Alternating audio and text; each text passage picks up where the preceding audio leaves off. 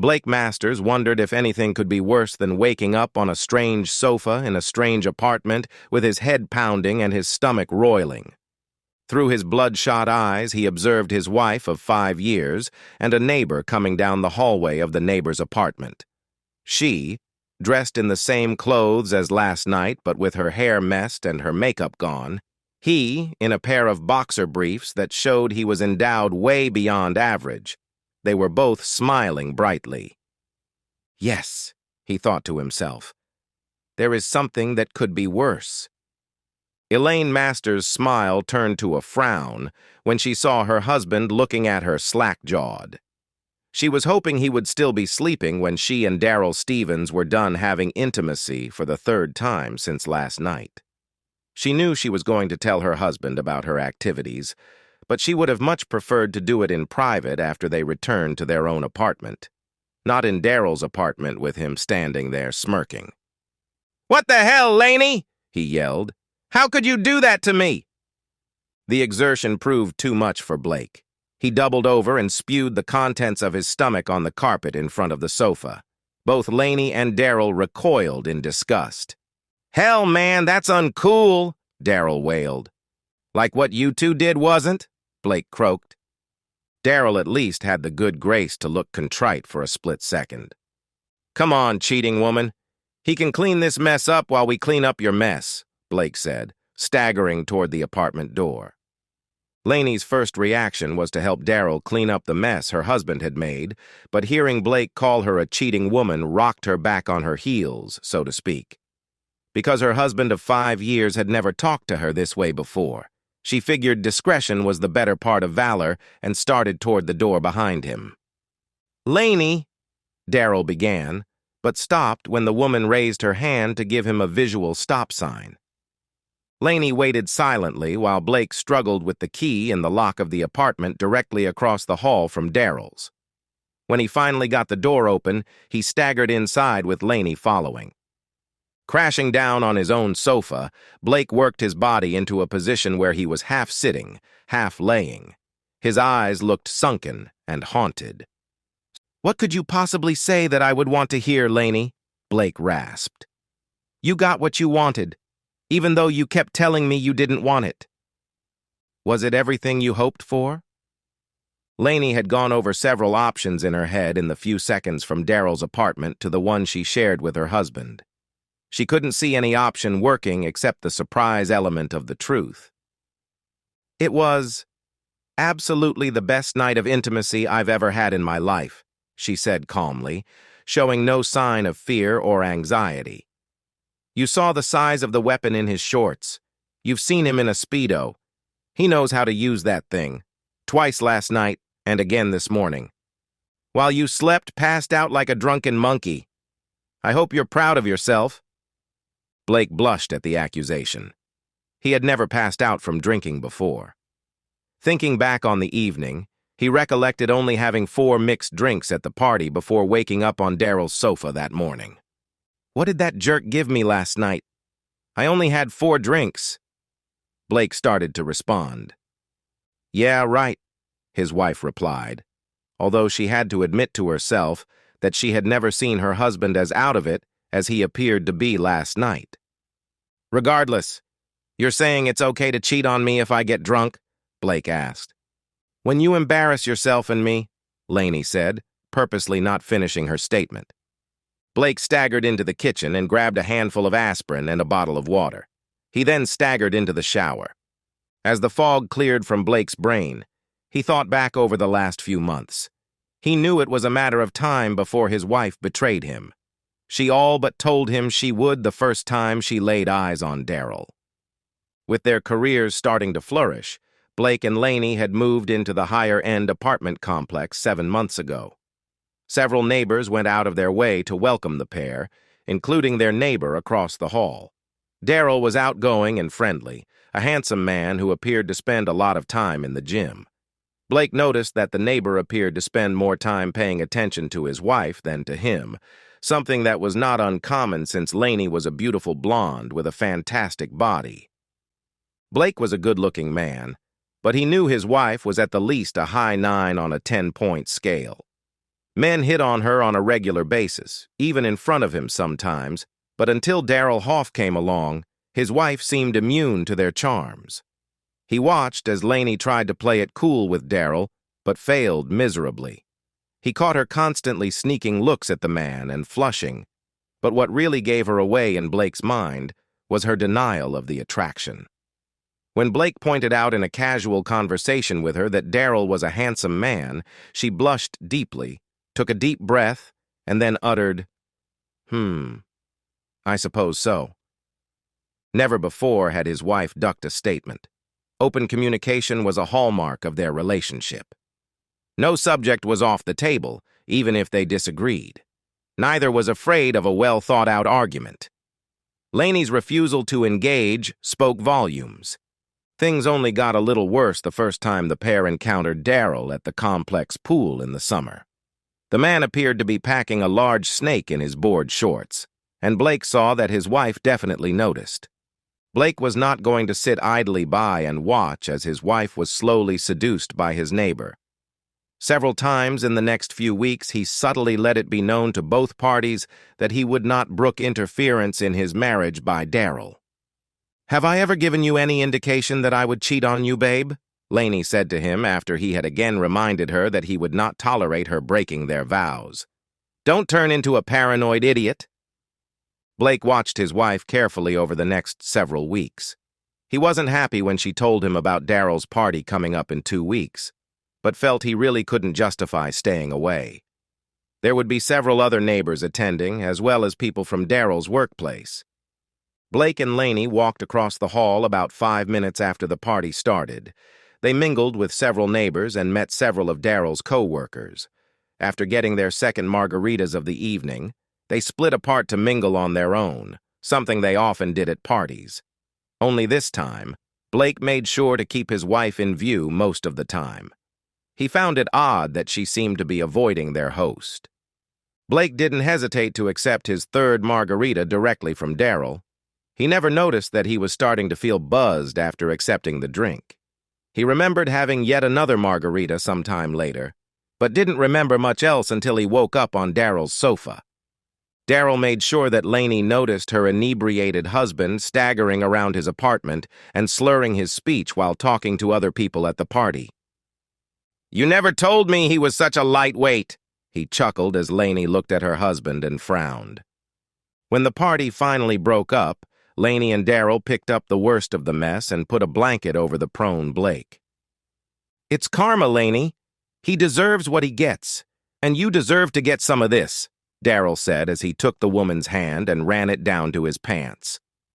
She took another look back at her husband, then followed Darryl to his bedroom. She had been waiting for this day for almost 6 months. Laney wasn't disappointed when she got into bed with Darry.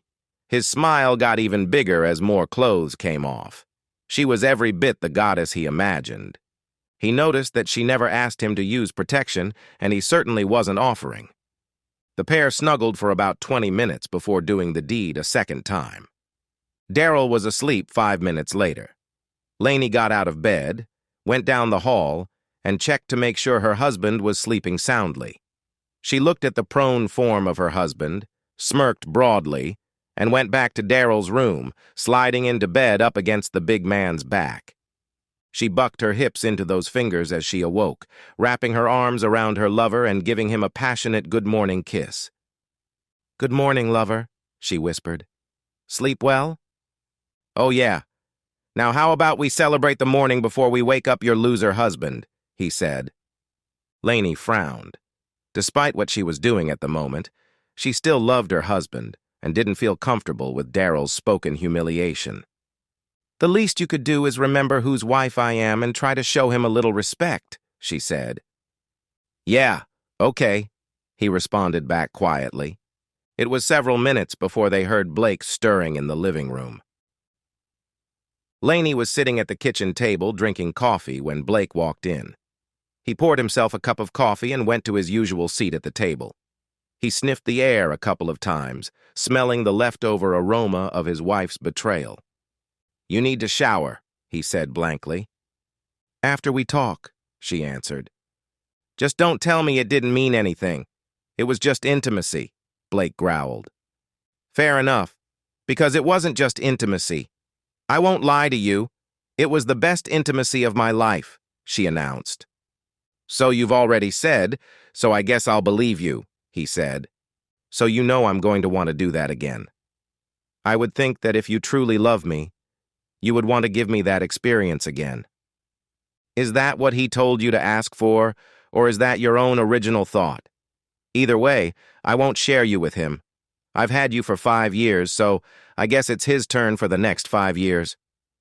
Wait, what? She responded, looking confused. You're going to give me to him? I'm not some possession that you can just give away. But you're also not some possession that I own. Apparently, I won't be able to stop you from lovemaking with him again in the future, so why even try? You can go to him and be his girlfriend, love buddy, whatever. No sharing. You can be his completely.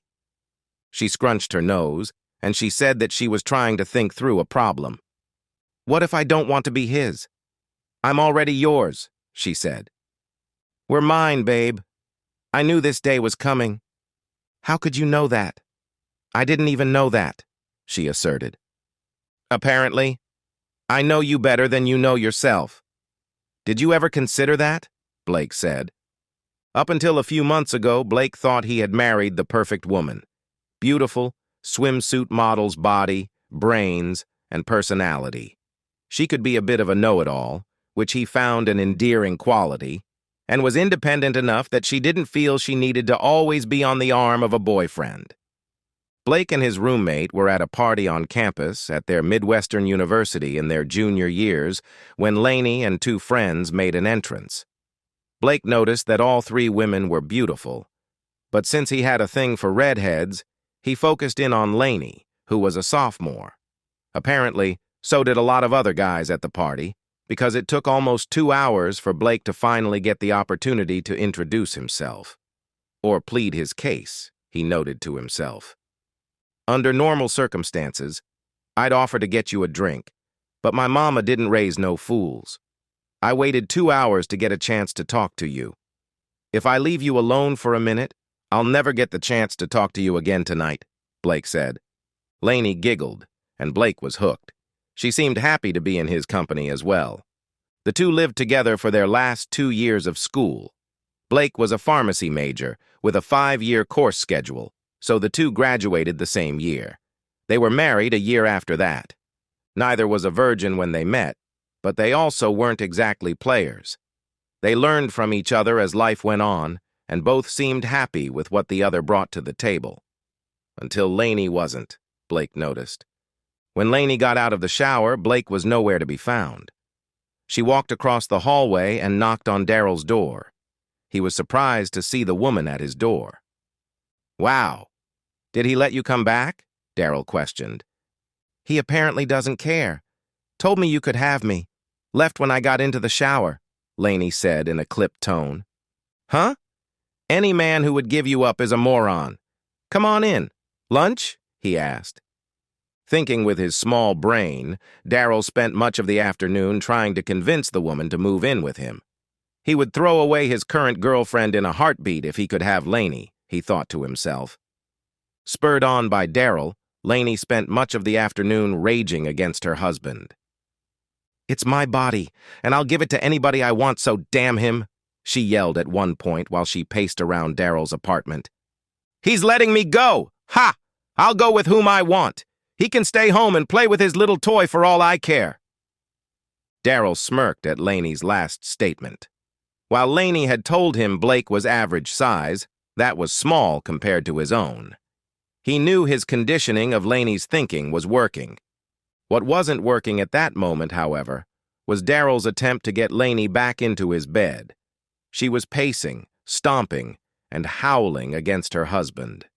Intimacy was the last thing on her mind at that moment. Blake spent the afternoon with several friends at a sports bar eating wings and drinking beer.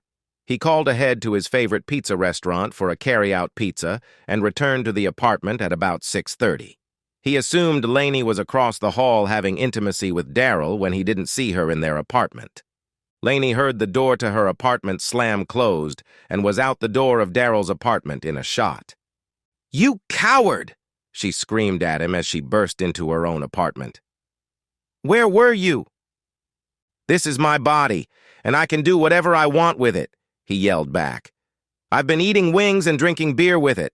Now I'm about to eat pizza with it." "What the f—?" Laney asked, completely flabbergasted. "Pizza? I got a large. Not enough to include Jerk Darrell, though," Blake said quietly. He looked his wife over from head to toe, noting that her makeup was on straight and her hair was still in place, so to speak. "Did I interrupt your plans? I thought Mr. Jerk would be knee-deep inside you at this point, pardon the pun," Blake said. "Not funny," Laney huffed, pulling 2 plates out of the cabinet. The pair sat down to eat in silence. 5 minutes in, Laney asked the question she was afraid of, which to get the answer. "So where do we go from here, Blake?" "I'm going to stay here until our lease is up in 5 months. I'm assuming you're going across the hall," Blake answered. "I don't want to go across the hall. I don't want a divorce. The intimacy was great, but you're my man, my husband," she said. "But I don't share. I won't share. You made that choice for both of us last night. You've got buyer's remorse?" Blake queried. "I made a poor decision last night. But everybody makes a mistake. Surely you can forgive one mistake." "A poor decision, no doubt, but not a mistake. A mistake would be doing it once, but doing the same thing twice last night and once more this morning, come on. Don't insult my intelligence. You two set the stage. I'm pretty sure I got drugged and then you followed your game plan," Blake said. "You wanted him. He wanted you. You both got what you wanted.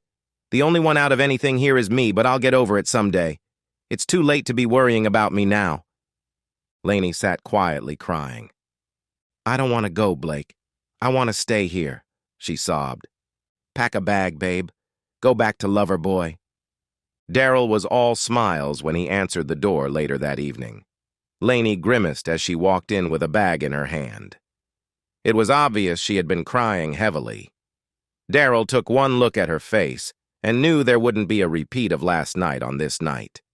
Not only did the two not have intimacy, but Darrell couldn't even persuade Laney to share his bed that night.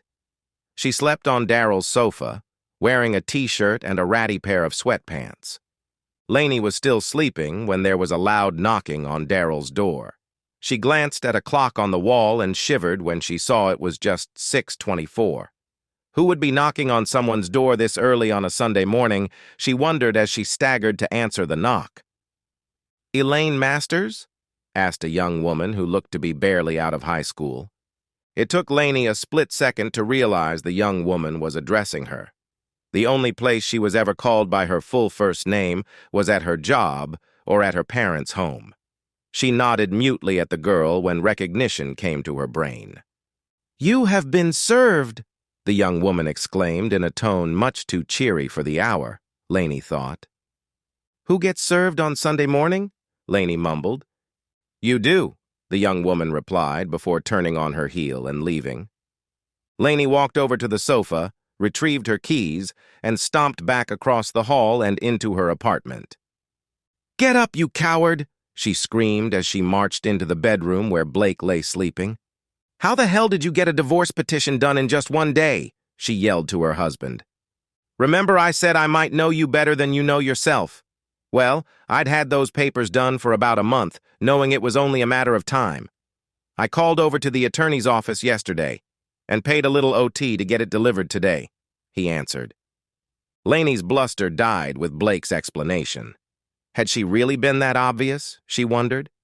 Dividing the couple's assets down the middle was fairly easy, especially since they didn't own a house and didn't have children to worry about. As Blake figured, Laney moved across the hall while he kept the apartment until the lease was up. It took about 2 weeks for Laney to accept the situation in her mind, and until that happened, Darrell couldn't get the woman back into his bed. When she did go back to his bed, it still wasn't as good as it was on the first night, Darrell noted. A couple of weeks after Blake filed, he got a phone call from his mother-in-law. He had always gotten along well with his in-laws, so he had no idea what to expect. "You pulled the trigger awfully quick, Blake. What are we missing?" his mother-in-law asked. "What has she told you happened, Mom?" he asked in return. "She said she made a mistake on one day, and you filed the next." "Really, that quickly? What's this mistake that she's trying not to tell me about?" "What she's trying not to tell you is that she cheated on me 3 times over a night and the next morning. She and the guy across the hall had been getting too friendly, I felt, and I warned her that one slip was one too many. I don't think she thought I'd jump this quickly, but she broke my heart and my trust." "I'm sorry, Blake. I knew you'd tell me the truth," his mother-in-law said. Blake picked up more hours at the pharmacy in an attempt to keep busy. Away from work, he spent more time at the gym, but less time with friends. Several friends tried to step up for him once they found out about the pending divorce, but the once affable Blake was fast becoming a hermit. Although Daryl had no fear of Blake from a physical standpoint, he still kept his distance from Laney's husband, fearing that if Blake got irrational, he might have to defend himself and hurt the smaller man. That certainly wouldn't help his case with Laney, who still seemed to be holding back with him since the divorce filing. Blake rarely talked to either Laney or Daryl when they saw each other in the hallway or out in the parking lot. His wife was shocked at how quickly he gave up on her. "I thought he loved me enough to fight to keep me. I'm not exactly chopped liver, you know," she said to her mother in a phone call. "No, you're not chopped liver, but with your attitude, you're not exactly filet mignon either," her mother answered. Laney gasped. "Whose side are you on, Mom?" "You may be my daughter, but if I'm taking sides, I'm taking Blake's. He did nothing to deserve your disrespect. I thought Dad and I raised you better than that," her mother said. With everything happening, Laney didn't remember that she and Blake had been trying to have a baby when she started having intimacy with Daryl. She hadn't taken a birth control pill in more than 3 months. She never gave it a second thought when she woke up nauseous 3 mornings in a row. "You're on birth control, right?" Daryl asked. "Oh my God," Laney whispered. Laney's attorney tried to get the divorce delayed until after the child was born, but Blake's attorney was smart enough to point out that the pregnancy occurred after Daryl started sleeping with the woman, meaning the child definitely wasn't Blake's. Daryl was lying on his back in the dark, listening to the sound of his first child suckling on Laney's left breast. Although he wasn't thrilled with the thought of being a father when Laney announced she was pregnant 18 months before, the actuality of the baby was much better than he anticipated. He quickly fell in love with the infant. Unfortunately for Daryl, his feelings for the baby easily outstripped his feelings for the woman. Although he lusted after her, he certainly didn't love her. The intimacy ranged from good to great, but outside of that, the two were friends at best. Why did her ex-husband have to be such a Boy Scout? Daryl would have preferred Laney to stay married to Blake and just make occasional forays across the hall. But Blake didn't like that idea and had her served divorce papers before that weekend was over. Laney's thoughts at that moment weren't that much different from those of Daryl. She, too, thought the intimacy with Daryl was good to great, but she also would have preferred to have stayed with Blake. She loved Blake, and she would have loved to have given Blake a child. Instead, karma would have had Blake thinking about Laney or Daryl at that exact moment, plotting revenge of some sort. He was too busy for that sort of thing at the moment, though, being in the middle with 2 young women. Maybe the best revenge is living a good life. And so, we've reached the end of today's story. Was it what you expected, or did it take a twist you didn't see coming? I'm curious to hear your thoughts. Share them in the comments below, and let's get a conversation going. If this story kept you hooked, make sure to hit that like button. And if you're new here or just haven't subscribed yet, now's the perfect time to join our community. I bring you fresh, captivating stories every day, so click that subscribe button and turn on notifications so you never miss out. Thanks for watching, and I'll see you in the next one.